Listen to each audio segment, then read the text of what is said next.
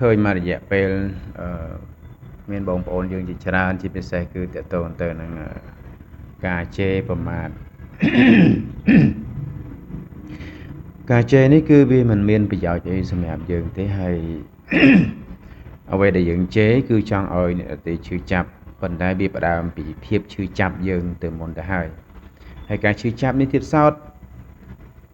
ពេលខ្លះយើងគិតថាអត់ទៅឈឺចាប់គឺសុទ្ធតែមានប្រយោជន៍ចា៎មែនទេការឈឺចាប់ខ្លះការឈឺចាប់ខ្លះគឺវាផ្ដើមចេញពីកំហឹងហើយតែកាលណាផ្ដើមចេញពីកំហឹងគឺមិនមែនជាប្រយោជន៍សម្រាប់ផ្លូវចិត្តរបស់យើងទេតែវាជាទោសកើតចេញពីកំហឹងផ្លូវចិត្តកើតចេញពីទោសចិត្តអញ្ចឹងវាធ្វើឲ្យចិត្តរបស់យើងហ្នឹងគឺមិនសប្បាយមិនរីករាយហើយវាមានតែទុក្ខកង្វល់នៅពេលដែលវាមានតែទុក្ខកង្វល់វាធ្វើឲ្យម្ចាស់ខ្លួនរបស់វានេះម្ចាស់ចិត្តនេះគឺនឹងដល់នៅសេចក្តីទុក្ខមិនសប្បាយមិនរីករាយ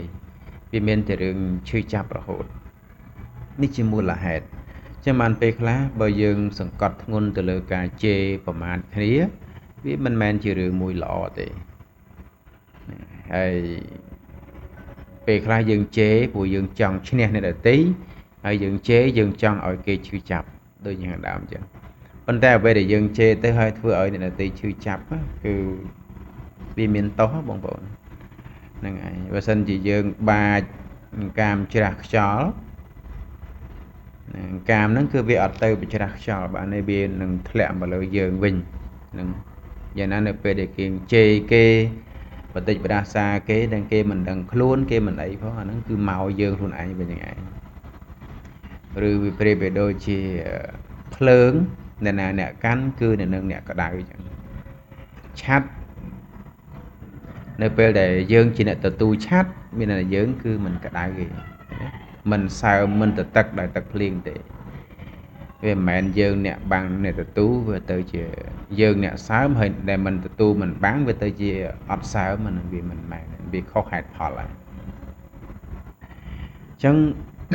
សម្រាប់ការជេរប្រមាថនេះគឺវាមានទោសហើយវាមានទោសសម្រាប់មនុស្សយើងម្នាក់បើសិនជាយើងជេរប្រមាថទៅចំព្រះសង្ឃអាហ្នឹងគឺវាមានទោសធ្ងន់ណាស់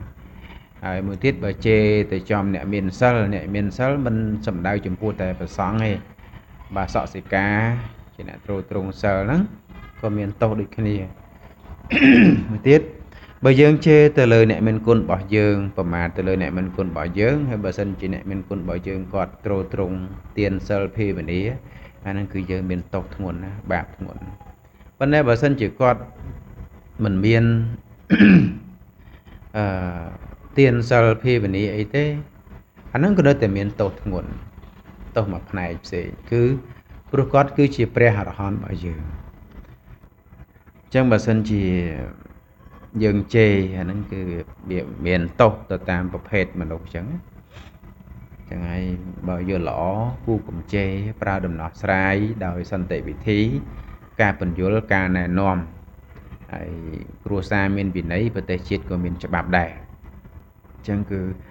ត្រូវដោះស្រាយគ្នាទៅកុំយកការជេរព្រោះការជេរនេះវាជាគំរូសម្រាប់ក្មេងៗជំនាន់ក្រោយ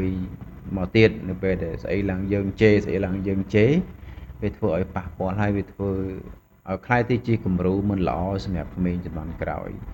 ហើយយើងកុំគិតថាខ្វល់ដែរព្រោះសំខាន់វាអញ្ចឹងមែនវាអញ្ចេះមួយចុះពីរអាណាមិនជេរទុកខ្ញុំជេរណាបើសិនជាឃើញផលប្រយោជន៍នៃការជេរទៅវាបានសន្តិភាពជេរទៅវាកើតមាសកើតប្រាក់ជេរទៅវាកើតបុណ្យវាអស់បាបអាហ្នឹងខ្ញុំក៏ស្ម័គ្រចិត្តចូលរួមជេរដែរប៉ុន្តែរកប្រយោជន៍សូម្បីតែមួយចំណិតមួយចំណែកនេះវាអត់មានប្រយោជន៍នៃការជេរនេះគឺវាអត់មានទេ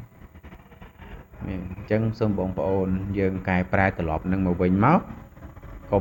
កុំទម្លាប់ស្អីឡើងជេរស្អីឡើងប្រមាថស្អីឡើងជេរស្អីឡើងប្រមាថវាអត់មានប្រយោជន៍អីសោះពុទ្ធឲ្យយើងប្រើប្រាស់សតិហើយនឹងប្រាជ្ញាសតិស្មារតីហ្នឹងឲ្យយើងប្រើអាហ្នឹងអត់មែនឲ្យយើងទៅជេរទៅបន្តិចប្រាសាទេអាហ្នឹងគឺវាមានទោសទៅតាមផ្លូវចិត្តផ្សេងទៀត